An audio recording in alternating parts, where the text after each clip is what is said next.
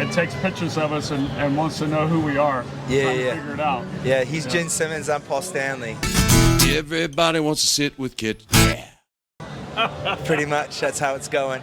Wait, no, I'm Brett Michaels, and you're CC DeVille. CC. Hey, that 3 times. I'm back. Yeah. I'm back. This year's gonna be better. I'm than Andre 3000, and you're a big boy. 3000. And you're a big boy. Big boy. Big I'm from boy. Atlanta. Here I am. Atlanta. Yeah. Well, they got a big music scene, or they did for a while. I guess it's still going. It's always funny how that just pops up in places. Yeah, right? Like Seattle. And Yeah. when things pop for a little bit. Small time, Athens, Georgia. Austin, Texas. I mean, it's just Right, kind of funny. right. I think it's usually has to do with the talent. Talent works. Yeah, talent does work. There's a lot of talent here in Key West, I'll tell you that. How many musicians do you think we have playing at one time on the island? At least 30 at one time, on Duval, you know? I mean, not including like bands even, you know? Like, you're just talking venues now, aren't you? Yeah, I'm just talking venues. Like 30 venues? Yeah, there's probably 30. It's amazing for as small a town as it is how much live entertainment we have. Yeah, for sure. It's phenomenal. I mean, it really is. Yeah. It's exploded in the last 10 years. Right. Without a doubt. Yeah? Oh, yeah. Well, I mean, you had the Kenny Chesney and the Jimmy Buffett stuff. Well, I think Jimmy kind of put it on the map first and foremost. But like here at Rick's, when we first started, I had to every night go around 3 times a night with a decibel reader, checking a block away to make sure we weren't breaking the noise ordinance, barrier sound, quality of life, and people were just complaining.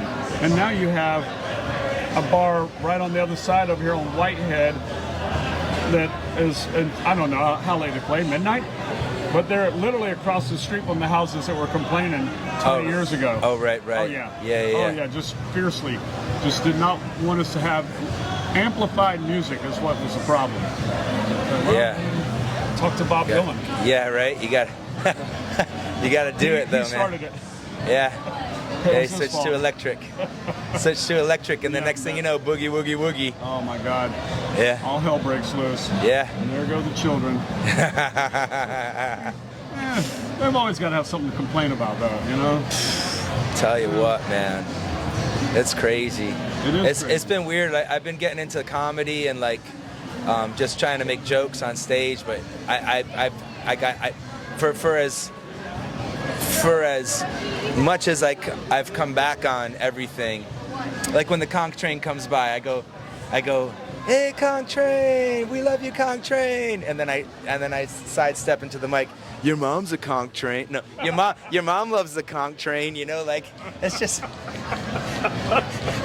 mom loves the conch train. It's just funny. That's a little dark. Huh? Yeah, it's fun. That's low hanging fruit. It's great, but it's kind of funny. but when you step off the mic a little bit, it makes people giggle, man. It's like a little, ones that get it's like a little grenade, yeah. And then you just, but it's fun to make people laugh. I think, because Sure. I don't know. Paying attention. Look at someone like Robin Williams. How much joy he brought into people's life, because he was so sad inside. You know what I'm saying? So you just want to make other people happy because because humor is, first of all, is a sign of intelligence. Humor and sarcasm is a huge sign of intelligence. So you're trying to teach people sarcasm and humor and how to think outside the box, how to think of things in a different way. Right. But also, what makes Spogga tick? New Orleans, that's why I miss New Orleans. New Orleans definitely broke me. That place, like when the elephant gets tamed, like when the elephant gets broken in at the zoo, when it does its final,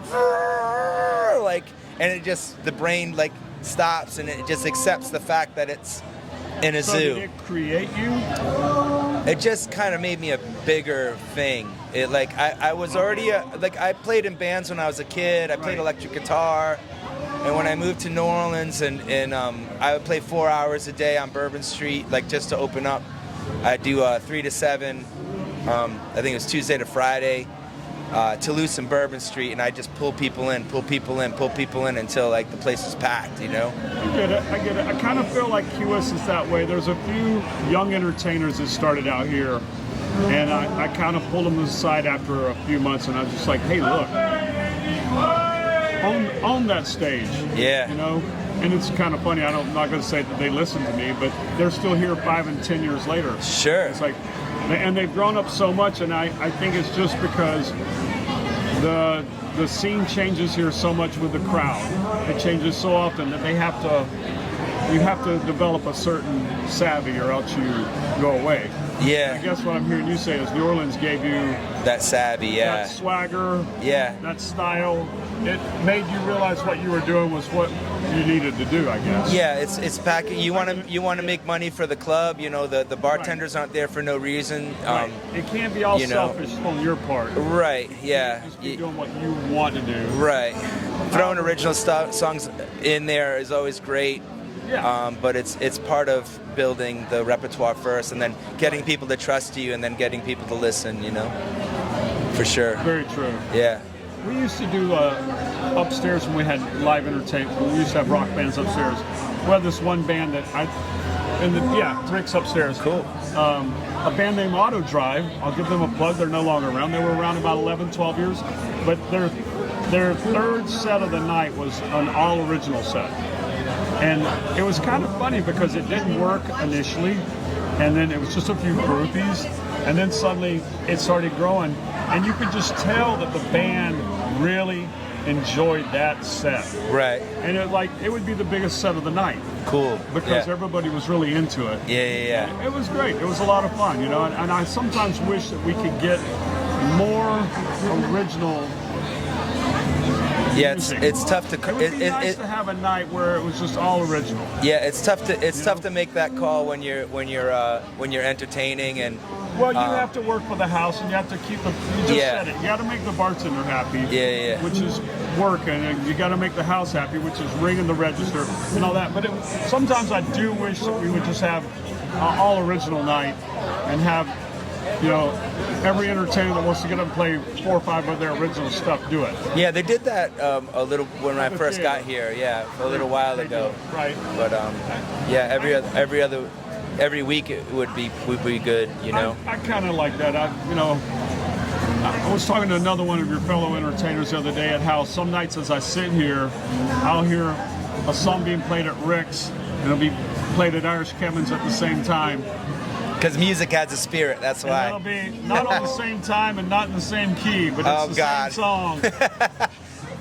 There's a reason I'm tricky. like this. Yeah. Oh man, I know Bourbon Street was like that. We were so loud on Bourbon Street. Never have to hear Wagon Wheel or Sweet Caroline again for the rest of my life. I think I've hit my quota. You give it back. Yeah. Please. Anyway, so Spogga, thank you for sitting here with me. Nice to see you, Kit. Before you run away, though, I'm going to have to ask you one last question. Uh-oh. If you were a pizza, what kind of pizza would you be? I'd probably be Hawaiian. Hawaiian? Yeah, baby. Does anyone say that, man? That's the jam. All the purists will Yeah, say, a little. Pineapple doesn't belong on pizza. Oh, it's so good. There you go. It's so good. I'm an odd duck. What can I tell you? Well, thank you for sitting with me. Nice to see you, Kit. Thank you.